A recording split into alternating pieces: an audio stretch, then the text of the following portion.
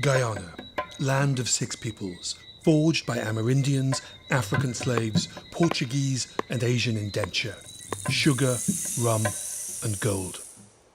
Dr. Prasad came from a sugar plantation. He will tell you himself he used to catch rats. That's how he started. Under the colonial period of time, race was used to divide our people. His mother adopted an African boy, and he grew up to call this boy Mamu, an Indian name for uncle. He lived in the same home and showed reverence and respect for someone of African descent. Yesu Prasad is an icon. He is the quintessential businessman. Yesu was able to sail the sugar industry into safe waters. I think that his name would be indelibly written in the history of this country as a fighter for democracy and human rights. People were afraid to disagree with those who had state power, and Dr. Prasad was the one voice who disagreed. He provided that breath of fresh air that allowed Guyanese to think for themselves. He's a just and a hard-working, tireless, honest man who we all admire. Yesu Prasad recently celebrated his 90th birthday. His story symbolizes the changes that have taken place in Guyana in the 20th and 21st centuries.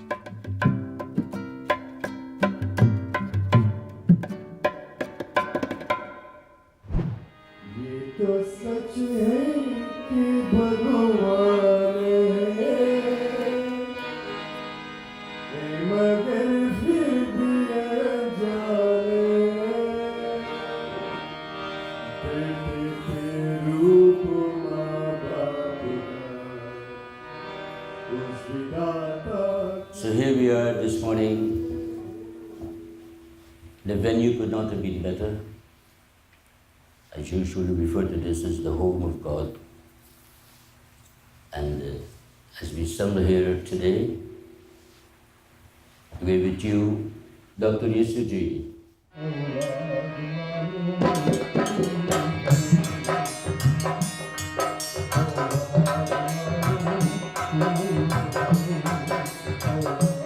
You have been an amazing role model, supporter, advisor.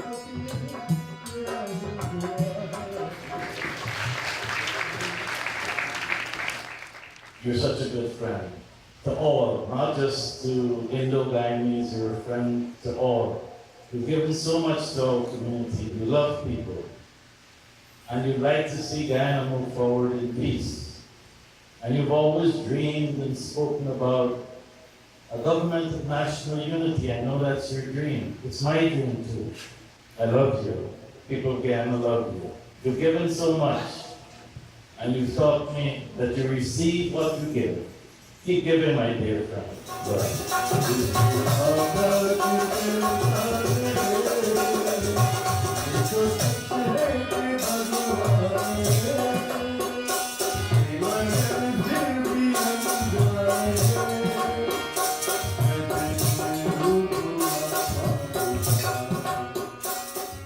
I'm certain that you have seen sadness and tough times too, but well known of you, you have been able to find inner strength ever so often, and to being brave.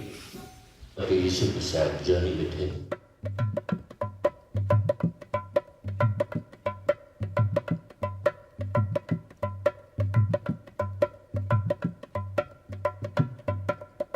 My name is Moses Virasamy Nagamutu. I am the Prime Minister of the Republic of Guyana. Yesu Prasad's life was one that was rooted in the sugar industry. He came from a rural community, Diamond. His experience in the sugar industry was of an exceptional nature, so he understood it. They came as indentured immigrants to Guyana to work on the sugar plantations. The people brought what little they had. A loggia was built for the slaves, and when the slaves left, it was handed over to the Indian immigrants. So it's nothing glorious.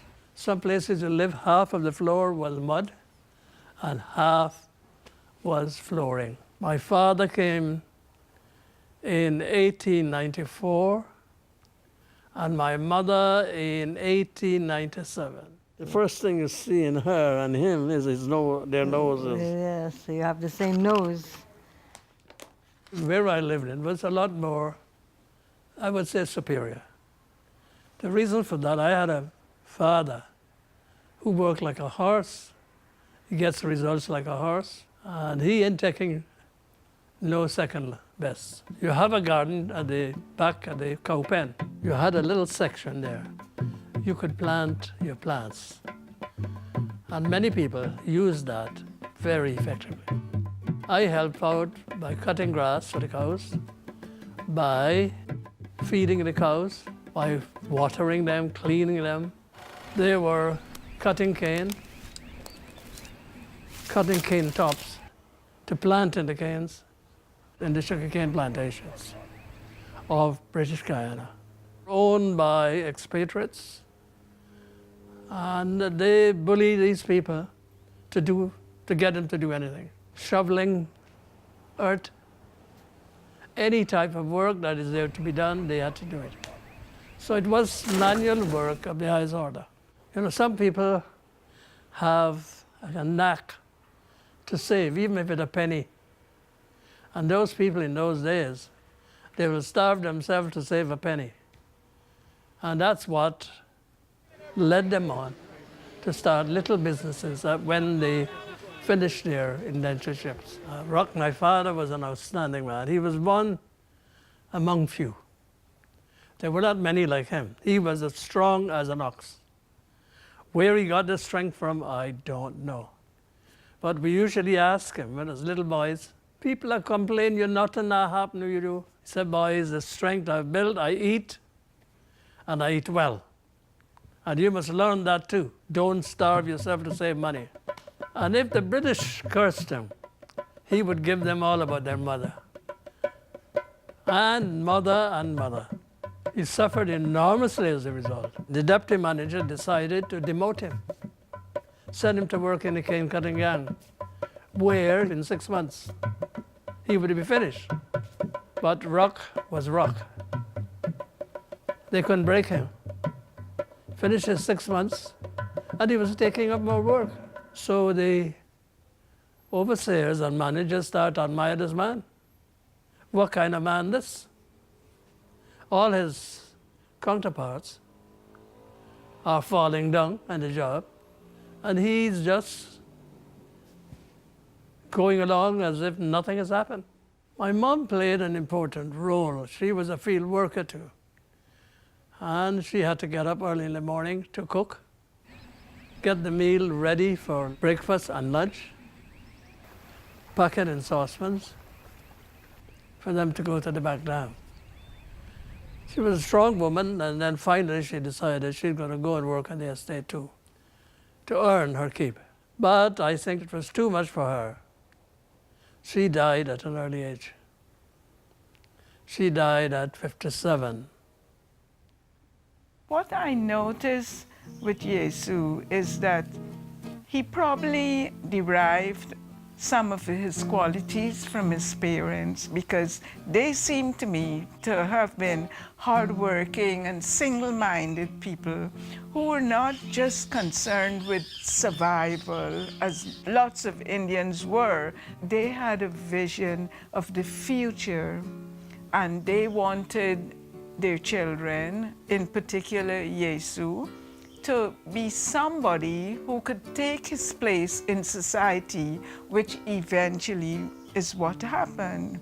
I'm Amina Ghafoor, editor of the Arts Journal. I'm also administrator of the Ghafoor Foundation. Age 13, 14, my father insisted I go to high school, ignoring that the costs that would be attached there, because their school fees, their books, and their lunch money. My parents bunged their bellies very tight. I spent 8 years in high school, and I had to pull out. on my own because my father just could not carry the bill. Well, we explained it to him, and he said, all right, okay. But what you going to do? I said, I'll find a job. Finding a job was not easy. But the first job I found was one in Georgetown, paying $3 a week to ride 7 miles each way, 14 miles a day. And at the end of the week, what you have next to nothing. Because you have to eat, you have to spend money on the bicycle, anything goes wrong. So after 8 months, I decided, no, I'm not going anymore. I decided on my own. Explained it to my old man. And he said, all right, don't worry, we're going to find something else to do. And on the estate, there was a job going. I was sent to learn rat catching at Lenora, where you set the bait, and the rat come and eat the bait. Anyway, it was a job. I fulfilled that to the satisfaction of the general manager. And then he put me in the spraying gang, in charge of 8 men. Called me again. He said, Isu, come here, boy. You know you've done a good job. I am now going to transfer you to a place where you belong. You're more intelligent than all the boys combined. I said, no, sir. I was transferred to the cane ponds. My job was to ensure the cane ponds leave empty. They came back full. And they arrive on time. The factory cannot wait for wick cane. It's very, very expensive. Soon took on that very, very well. And he says, Isu, what else can I give you, boy? I said, there are many jobs on this estate which I could do. And that was my final upgrade on the sugar estate as supervisor, superintendent. The highest you could go. All local people, they can't go higher than that. Go higher than that, no. You are going to be transgressing on the preserve of the expatriates. And in those days, they only used to employ Scottish or English expatriate overseers. So I decided, while they, I'm thinking, I'm married, I have a wife, I have expenses. I've heard people going to England and they're doing well. Why shouldn't I try? If I want to go to England, do we have enough money? She said, I have some money saved up, but you waste some, He said, look, if you go, I'll be able to get the passage for you. We travel by boat. She said, all right, we got money for that. I booked the passage. We arrive at Victoria. I've never seen such a big station in my life. 18 platforms. All the West Indians are stupefied. Oh, and this is in England. This is when we went to England. We arrive at this house. My gosh. It's the worst thing I've seen. He's putting us to us in a bedroom. Could scarcely move. So I asked, how can you do this, man? You're just one of us, but you come from a different part of the world. He said, look, I have to do this. I can't pay my ways. I got to pay everybody. So I said, thank you very much, sir. He said, you're going away? I said, yes. Living in England for a person in the 50s was not easy. I myself went up there early 60s. That was the time when England had no central heating. By the time you run up and slot your sixpence and you run back, the water is cold. And we found a place right in Earl's Court, but in the attic. Had to walk up those 6 stairs. They're all 5 and 6 stories building. Heinz 57 varieties. That was a challenging job. Night to work too. But I got a premium of 1.5 times, which was good enough for me, because it means I could save. And then you get a meal at 10 o'clock, a subsidized meal, anything you want, what they have. And then I was called in one day by personnel. You're the young man who wants to go on days. I said, yes, thank you. So you're going on days as from next week. And why you want to go on days? I said, sir, my entire aim and objective was to come to Britain to study.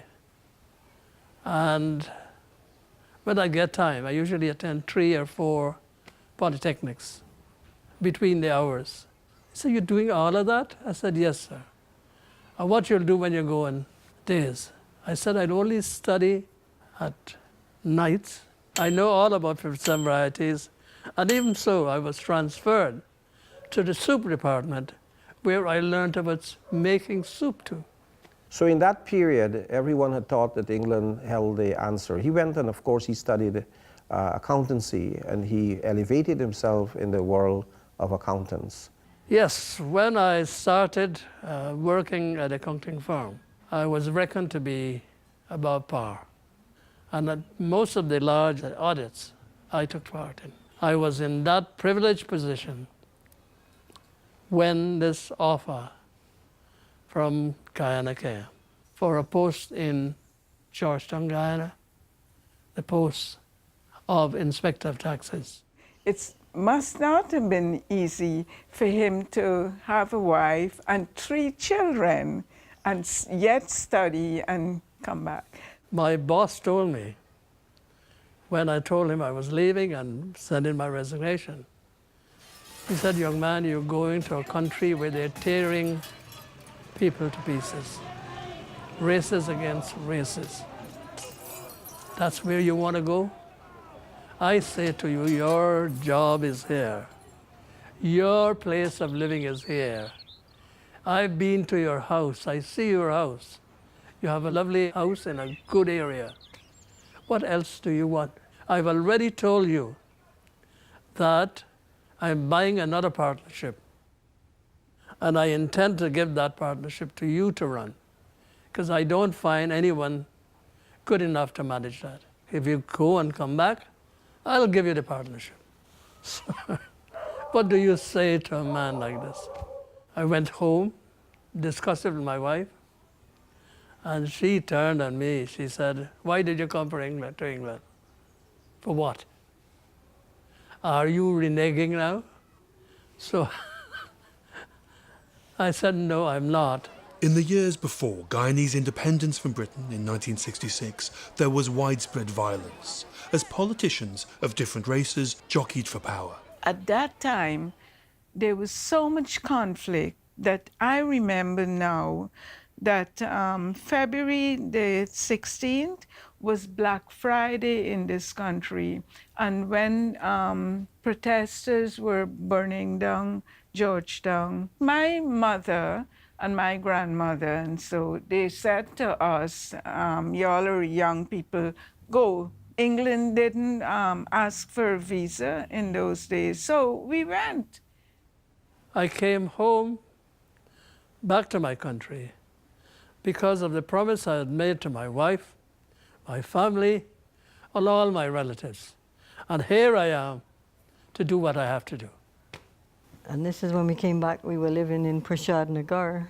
These are 1967, we're back in Guyana. When he came back, he was also recognized as someone who was ably qualified for leadership role in the sugar industry. He used to work on the Sambaj Parker, the original expatriate owners of the sugar industry. He worked on the Jessels, which had controlled the sugar industry, and he worked in managerial position.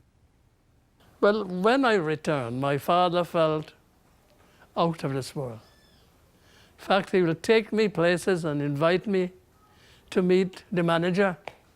And I was senior than the manager. But the manager didn't know how to act.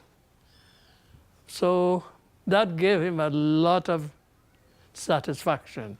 Very few Guyanese at that time of Indian descent or of color were elevated.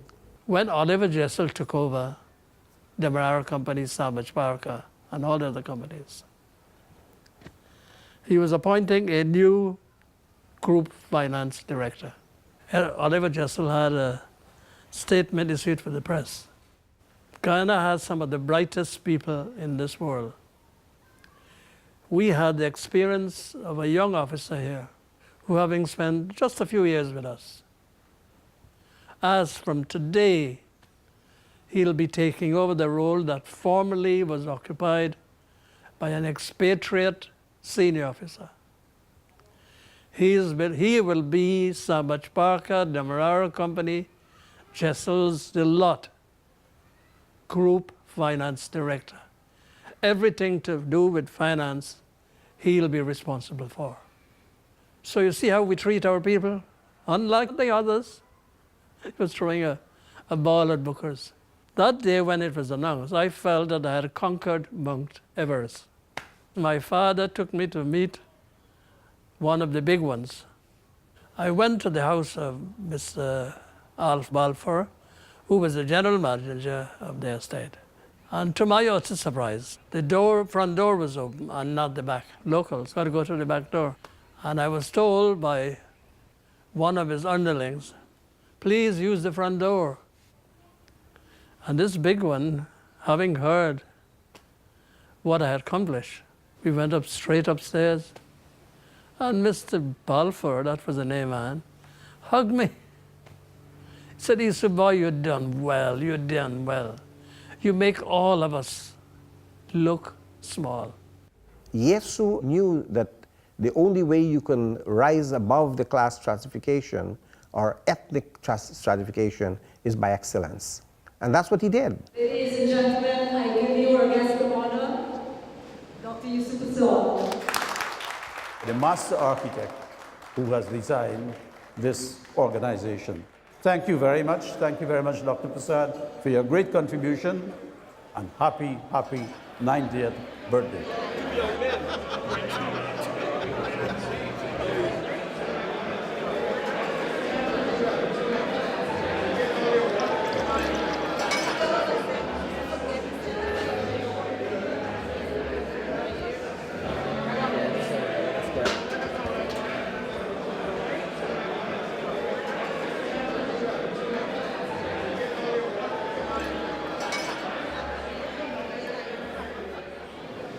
All right, go.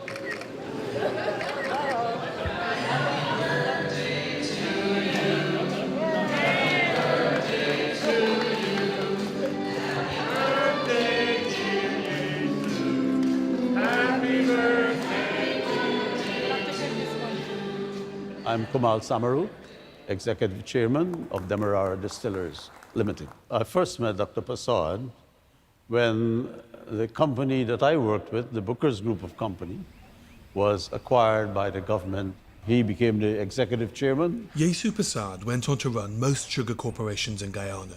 Sandbach Parker, one of Guyana's biggest, was taken over by Jessels and nationalised, along with Booker's, in the mid-70s, by the government of Forbes Burnham. Booker is known worldwide for the Booker Prize for Literature. I am Kyle Greenidge, the Minister of Foreign Affairs. Yesu Prasad was one of the managers of the Booker's Jessels group of companies in Guyana when the government moved to nationalize those companies. He became an advisor to the government negotiating team and helped to shape the nature of the agreement that the government struck with the Booker's Group of Company in 1976.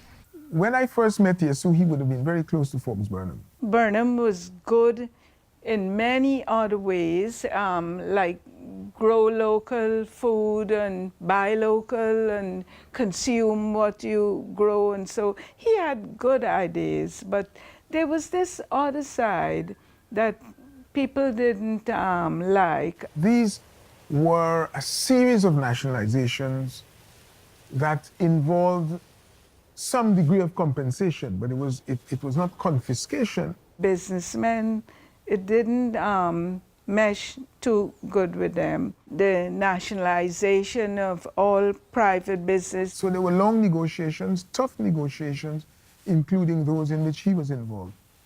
And he, I think, assisted greatly. Dr. Prasad was able to create a business that operated within the public sector, but with business objectives and a focus on profit goals. So he played a very decisive role in carving out the rum industry to be very focused on markets and competitiveness. Yesu had started off as an ordinary worker in the sugar industry, in the kitchen at one time of the American soldiers who were here during the war. Having been born on a sugar estate and experienced life on a sugar estate, he saw these businesses as the opportunity to transform the lives of people. So he set about giving opportunities to young men and women to advance their lives within the company, to advance their training, to have reasonable conditions of employment. He's championed those causes to create a modern working environment, even within a state sector.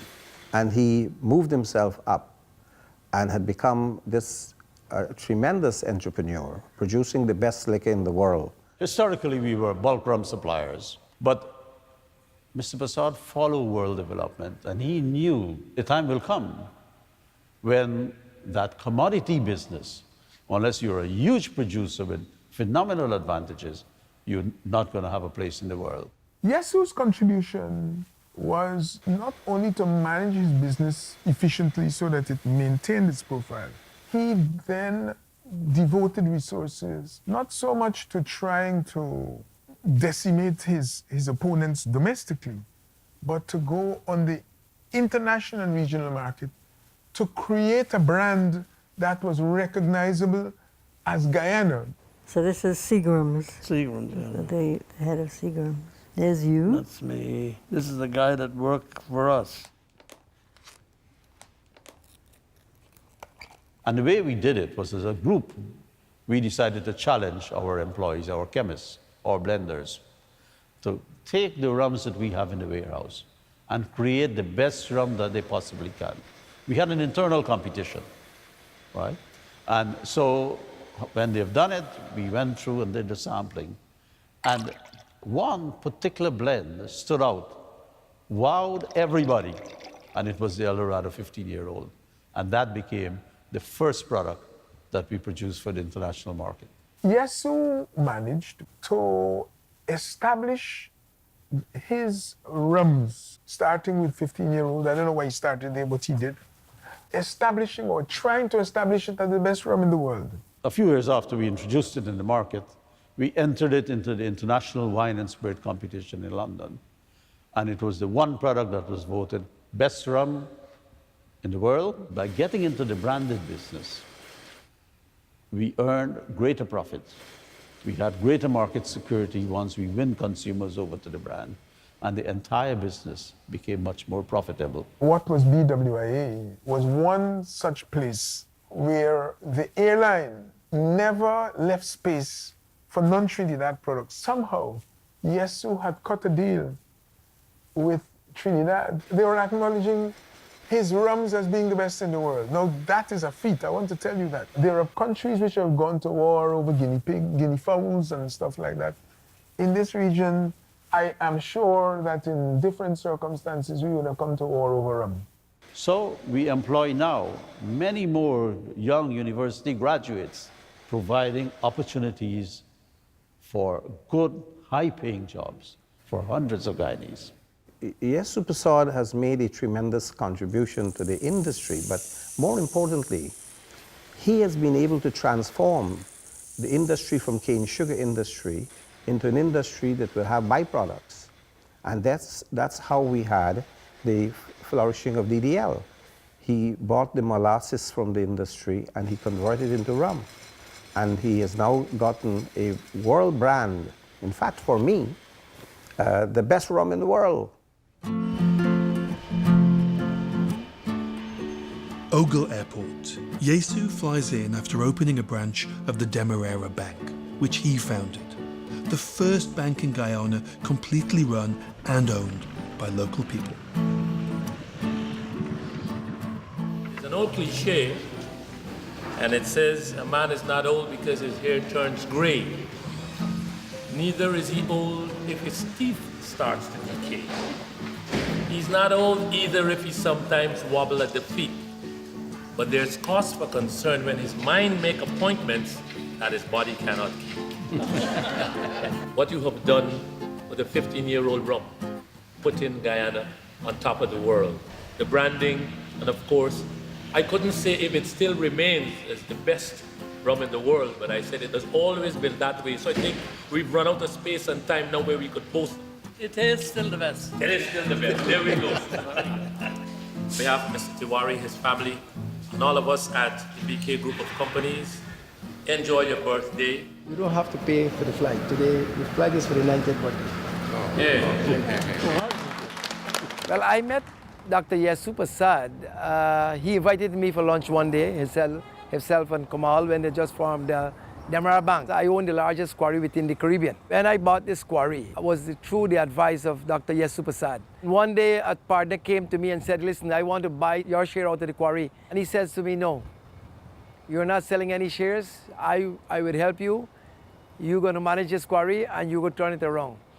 I bought the quarry then for 7.5 million United States dollars. We pay half for that completely. Yesu Prasad had set up the Demerara Bank. He courted me from the beginning to move my business to him, but I told him I don't want to jump ship. I am Stanley Ming. We are the premises of Ming's Products and Services Limited, who are the agents for Yamaha and Mitsubishi in Guyana. Stanley raced motorbikes, and his son Calvin is an F4 racing champion. He showed us his son's racing car. Back in the early 90s, I needed to establish a letter of credit, I think for about $250,000 US for Yamaha Motor Company. And I was having difficulty with the bank I was dealing with. And I was in a hotel in China. It was like 1 o'clock in the morning. And my financial director called me and said, look, we have this problem. I said, give me a moment. I said, yes, so here's the opportunity now to move my account to the Demerara Bank. I'm having an issue with them, but I'm all the way in China, and I couldn't be there to sign up all the necessary paperwork. He said, Stanley, I don't need paperwork from you. Tell Audrey to call me. Tell her to see what is the amount that you need to have to pay off the other bank, and tell her to write the check. Whenever you get back to Ghana, we'll sort it out. I came back to Ghana, and we talked about it, and he kept no urgency. And it took about a year before I got him to get all the paperwork done. But that's the sort of guy he was. When Dr. Prasad took the decision that he will join the call for free and fair elections and committed himself to go on the Guard platform, my colleagues from the office called to say that this thing has become national news. Just prior to the 1992 elections, there was a movement by the civil society to try to change the political status quo that existed at the time. And up until then, there were question marks about whether Ghana ever had free and fair elections. And they were all very nervous of the repercussions. So I called Dr. Prasad and I said, sir, are you sure you're doing the right thing? Isn't it too risky for our business, for our company? Is the timing right? And he said to me, nope, I've thought about it. It has to be now, and I'm going to do it. I'm Dr. Frank Anthony. I'm a member of Parliament. I've been in Parliament for the last 12 years. I've been a Minister of Government for about 9. One of the things that Guyana became known for was rigged elections. On the day of the elections, they got a lot of their supporters to come to the polling station and vote multiple times. The army would come in, they would take the ballot boxes, they'll put them on this army truck, take them away, they'll open the ballot boxes, take out how people actually voted, substitute that with ballots that they wanted, they'll seal them up, and then continue along to the actual place where the counting was to occur. But by then, it was already filled. What I'm describing is the destruction of votes. People came to the polls wanting to practice their right to vote. So although they were voting, their vote did not count.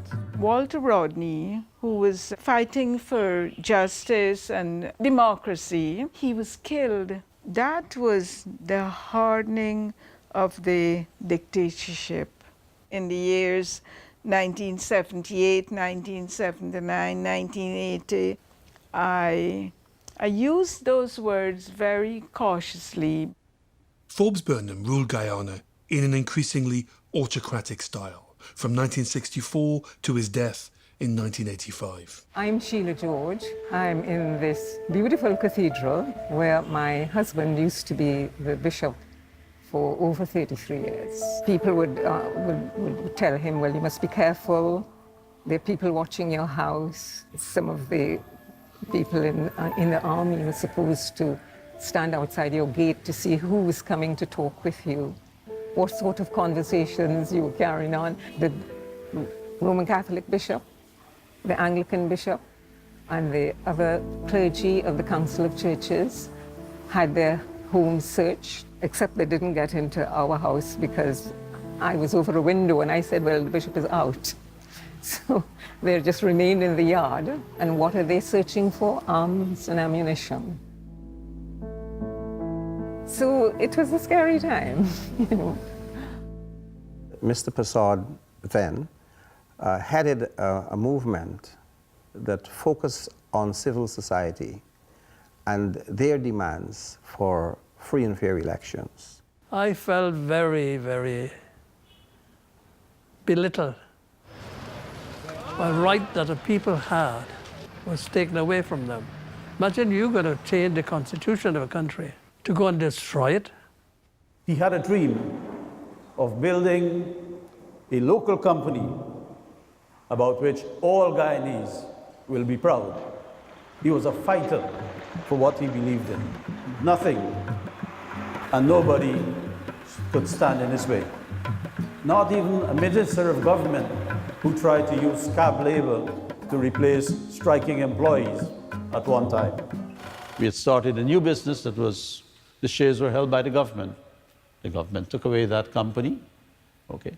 They threatened to stop our expansion, but Dr. Persaud was a fighter. And we fought and eventually got our way.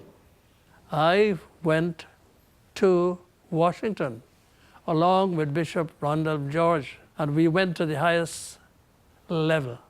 He has been very instrumental in bringing together religious groups, the Catholic Church, the human rights organizations, the University of Guyana, and of course, the business community. They got the Carter Center involved, and they got the international community to pay more attention. There was somebody from America's Watch, and he was really singing the praises of the government. And Dr. Persaud, he said, the reports you receive in Washington are not the reality of what is happening in Guyana. And he was very surprised. But the main thing they have not tackled, and this is electoral reform. And he said, well, will you be willing to come to the states and talk to representatives and see if you can persuade them? So he went on the job immediately, and together, without anybody knowing, they went off. When the bishop and Dr. Yesu left the country, the government newspaper said that two people had gone to the States to overthrow the government. They couldn't believe this could really happen. And there they presented a case for help, financial help in particular, and support for the elections coming up. In the following year, Jimmy Carter came to Guyana and set up the Carter Center. I met President Carter. He heard I had a big room in my 4th floor he could use as a guest for all my private sector people. He wanted to invite them the following morning. So I told him, go ahead, which he did. I just addressed the crowd, look, President Carter wants to come and talk to you. I would suggest you listen and ask questions. Carter was a positive man. He's not a negative guy. Whatever Carter did, Carter had investigated before. The main thing was counting the votes at the polling stations rather than having the boxes taken away to places unknown. He insisted that the count must be at the place of poll, nothing more, nothing less. No count should be done separately, and it should be done in the presence of the counters. That's one of the critical things that was done. 2, no politicians should be in the stamping grounds of the elections. They were able to go through the voters list to free it from any sort of padding and that sort of thing. They were able to control the people who manned the polling station. He stood his ground. So we're talking about 28 years from 1964 to 1992. Lots of people, not only business people, but also professionals from the private businesses and government offices, and lots of people went away. There was a lot of fear within the society, which also led to a lot of division. There was a lot of repression. For example, if I belonged to a political party and you belonged to the government party, I couldn't be talking to anybody who was not of your party. The government really tried to pigeonhole people into parties so that they can be attacked on that ground. There was a total blanket untruth, and that was very scary. We left just with the clothes we were wearing. I boarded the plane and everything with my star and the 3 children. And they took us off the plane. They said I was hiding jewelry and so on. They searched and they found nothing. That convinced us that let's just leave Guyana for a while. We never wanted to go away. We wanted to stay here and build up, you know?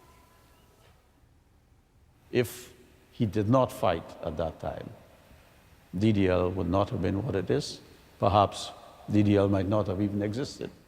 He didn't want a position in government. He just wanted to ensure that they were free and fair elections and that democracy would be the order of the day. They believe, Yesu, that you're investing in integrity, you're investing in incorruptibility. You want honest, trusted leadership for Guyana.